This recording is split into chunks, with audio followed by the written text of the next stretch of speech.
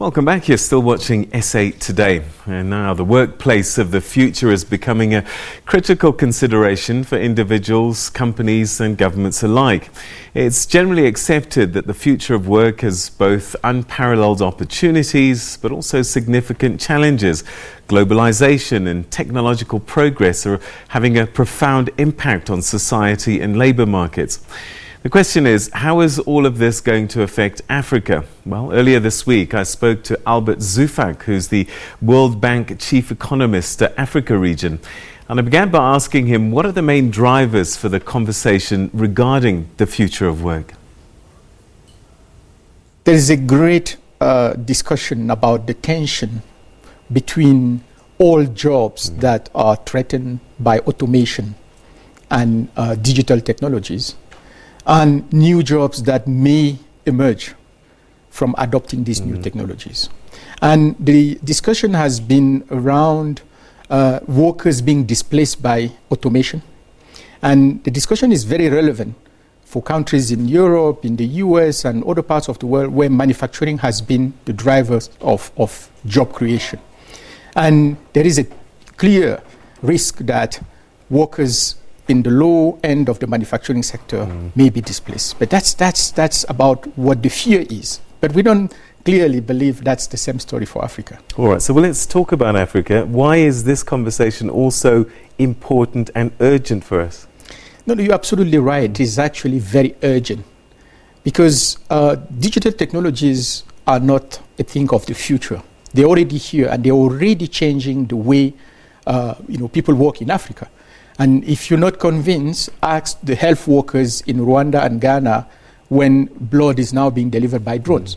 If you're not convinced, ask the women selling vegetables in Kenya when they use their cell phones to order their vegetable and they arrive there in the market way before they are. So it's already here and it's changing the way we work and it's already affecting people's livelihood. But it's urgent because we have a huge youth bulge in Africa, right? We have, because of high population growth, we have between 1 and 1.5 million young people entering the labor market every month in sub-Saharan Africa. This is beyond any government's capacity to handle. So it is important to see how we can leverage those digital technologies to actually create new jobs and improve the quality of existing jobs. All right, so you talk about these young people and it's also the low-skilled workers that often when this conversation is had are the most threatened by automation, artificial intelligence, you name it.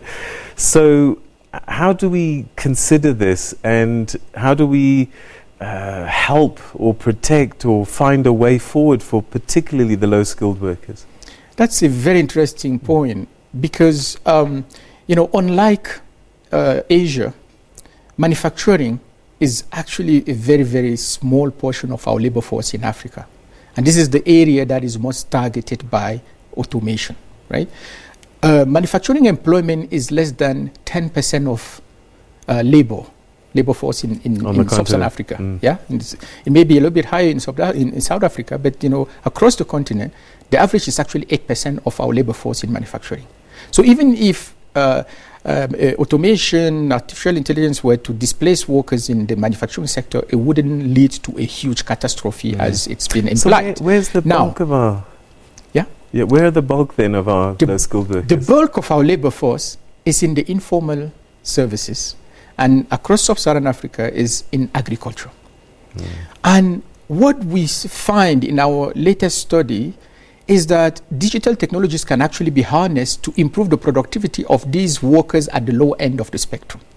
Instead of displacement, we see a potential for productivity gains in the informal sector, in agriculture, and that is actually a huge opportunity to increase income of our people across the continent. All right, so the African Union and regional bodies often sit and meet.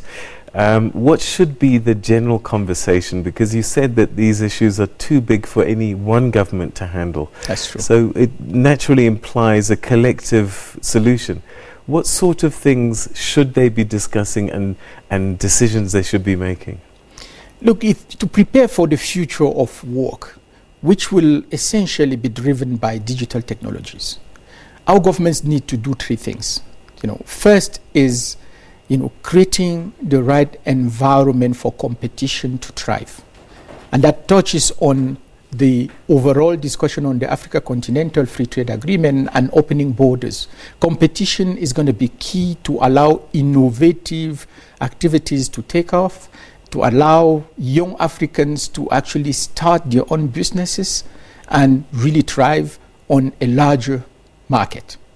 The second thing our governments need to do is to build capacity, right? Build capacity within government to actually handle the changing work of tomorrow and the changing labor market of tomorrow. It's already actually happening, right? Yeah. So build capacity within government, leverage digital platforms to increase government efficiency, and government can actually deliver public services more efficiently by embracing new technologies. The third thing our government needs to do is to really build capital.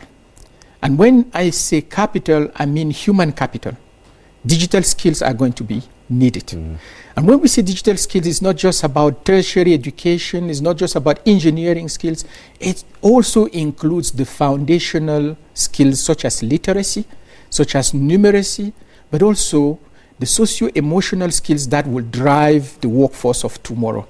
Teamwork, communication, creativity, all those have to penetrate our education system. That's about the human capacity that we need to build. The second, the human capital that we need to build. The second capital we need to build is infrastructure, right? It's infrastructure.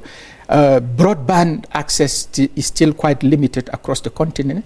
South Africa is probably, quite ahead in terms of infrastructure, but the regulatory framework is certainly where South Africa needs to focus more. And the third capital we need to build is actually financial capital to allow those startups. And the existing financial sector is not well positioned to actually serve the innovation economy. It's not positioned to finance the startup economy.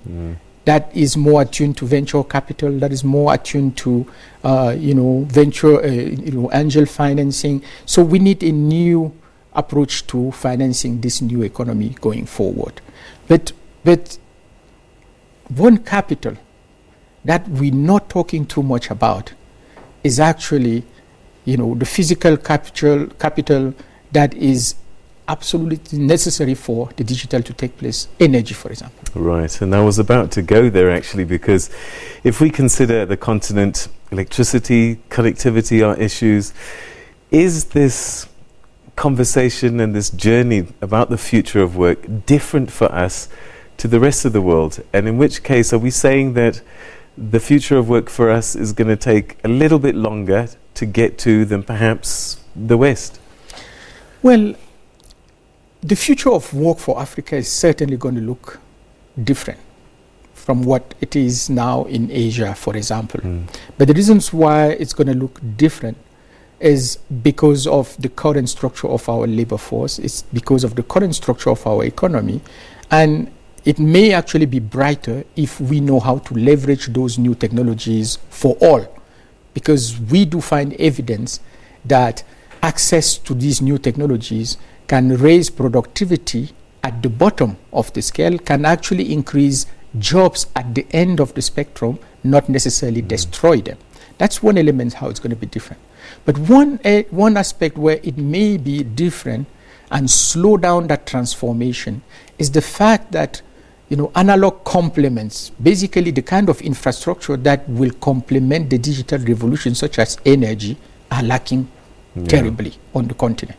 Access to electricity is just 42% in average across the continent, which basically means 6 African out of 10 currently live without electricity.